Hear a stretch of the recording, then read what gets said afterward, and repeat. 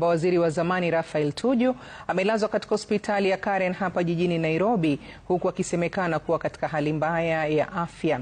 Hii ni licha ya kuwa chini ya ulinzi wa polisi kufuatia kukamatwa kwake hapo jana baada ya kujitokeza kutoka mafichoni. Mawakili wake walielekea mahakamani kutafuta agizo la kutokamatwa kwake. Mahakama hapo kesho itaamua iwapo Tuju atajibu shtaka la kutoa taarifa za uongo kwa polisi, iwapo atafika au hatofika mahakamani. Raphael Tuju alionekana mnyonge na katika hali iliyodhoofika kiafya aliharakishwa hospitalini kutoka kituo cha polisi cha Karen Jumanne asubuhi. Waziri huyo wa zamani alisafirishwa kwa ambulensi huku wauguzi wakimhudumia.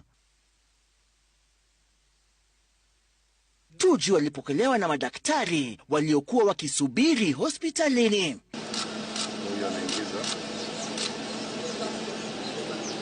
Wakati huo mawakili wa Tuju wakiongozwa na Kalonzo Musyoka, Eugene Wamalwa na Seneta Dan Manzo waliwasili katika mahakama ya Kibera, ambapo waziri huyo wa zamani aliratibiwa kufunguliwa shtaka la kutoa taarifa isiyokuwa ya kweli kwa polisi kuhusu kutoweka kwake na madai ya kutekwa nyara Jumamosi iliyopita.